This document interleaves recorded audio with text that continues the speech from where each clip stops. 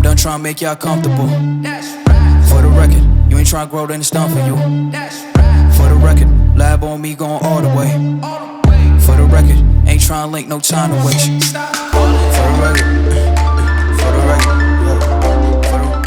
Alright, so last episode we talked about the very basics of why should we strength train and what is the importance of gym and working out and gaining some strength to ourselves, and why is that looking good isn't the only answer. But now we wanted to talk a bit more in detail about things like food and nutrition. Like what are the few things 15-14-year-old college going kids or school kids can do to the diet, and what are the few myths you think they have about food and nutrition and all that thing, even supplementation for that matter. Like what are the few things that young men or even anyone for that matter can start with and should keep in mind? The first thing you need to do is cut down sugar.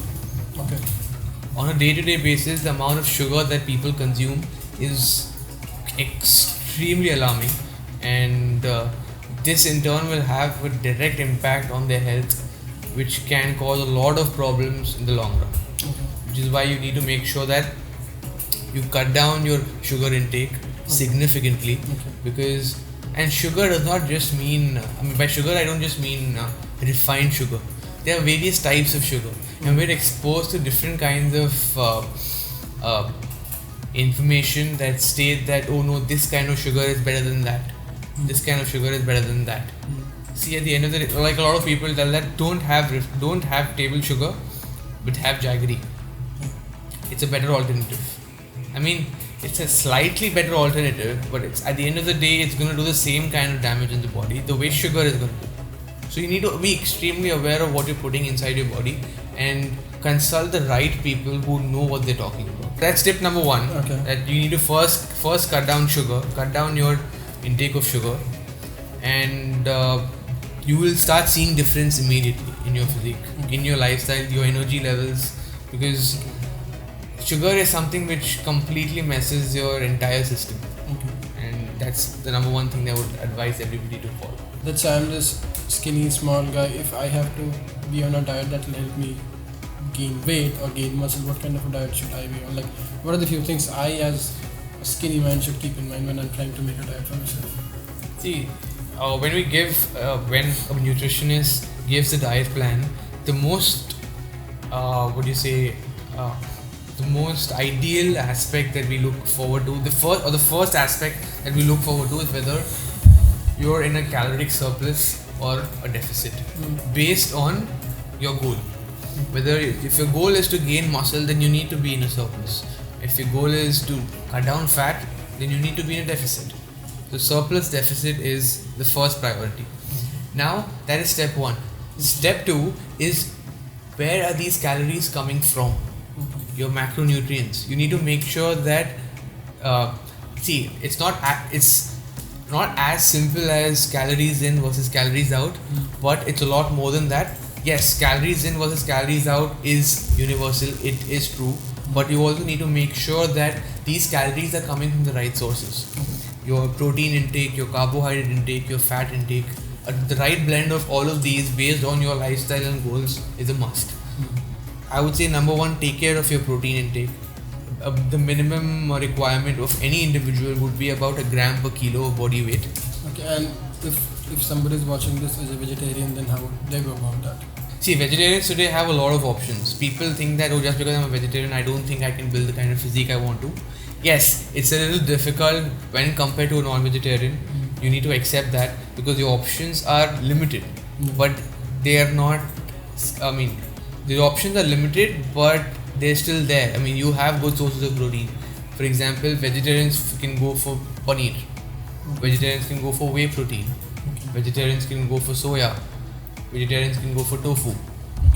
And again, these are the options you have. You have to play around with them. When it comes to non-vegetarians, there are ample number of options. You have things like fish, chicken, eggs, all meat sources. These are excellent sources of first class protein. So you need to understand that you need to get in first class protein on a day-to-day basis. What are your thoughts on supplements?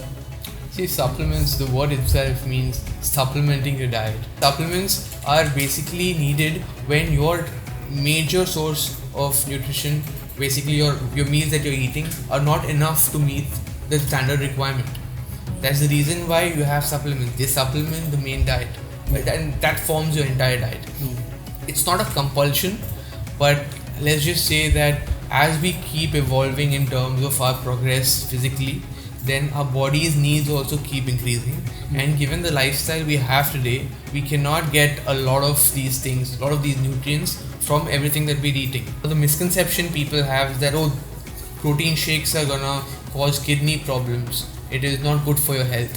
It's just based on people's lack of awareness and lack of upgradation in terms of the kind of knowledge they have when it comes to nutrition, because there is absolutely no data or no study that says that having whey protein is gonna cause any problem in any of your organs. Like I have clients who rely on their doctors for everything. Okay. Like a small problem they have, nahin, doctor se baat karna, I want to go meet the doctor. So one day I was like, okay, I got irritated of this and I was like, okay, come, I want to talk to your doctor. So what happened was that one of my clients, the doctor says that I don't want your client to consume whey protein. And I was like, okay, can you give me a valid reason why? No, it's not good for your health. I was like, okay, why? He had no answer. He's like, it's not good. I'm like, okay, fine. When I kept insisting, he said, kidney mein stone aa jayega. He said your kidneys will, you start getting, the client will get your kidney stones over time. I was like, can you explain how? Didn't have an answer. Okay. So it's just that even these people are just hearing things. I was surprised that a doctor in such a good position is saying something like that. So then I had to explain him that, see, too much protein. Everybody says that you're on a high protein diet. There's no such thing as high protein. Because the protein requirement is completely individualistic. Your requirement is completely different from mine. So let's just say you are somebody who's working out since a month, and I am somebody who's working out since 10 years. I had the kind of experience where I require a lot of protein to get the kind of results I want. But in your case, you will require protein based on your individual requirement. So if you have the kind of protein I have, if you have the amount of protein I am having, then that's too much for you. But if I am having the kind of protein you are having, it's too less for me. So it's again very subjective, very individualistic. So there's no such thing as too much protein. Once you start working out, the body's requirements also change. So you need to fuel the body with that much more nutrients, and then that's the reason why, let's just say a person when he's working out, we recommend a certain amount of protein, which is a little more than he would normally consume because he is exercising now. But again, the basic 1 gram of protein per kilo is standard. Okay, so I mean that's one reason nobody can specifically say someone's diet plan has to, because everything is very specific to someone. Very specific. So when I to give a diet plan to anybody, I don't just give them a generalized plan, okay, and I give that same thing to about 10-15 people. It doesn't work that way. Because every body has an individualistic requirement, and that has to be catered to based on an evaluation program which we have to study over a given time. So that's where we'll conclude this bit. We'll probably talk about the stupid fitness myths and all these things that people have in our next episode. In case you want to watch that, you can check out the next episode next week.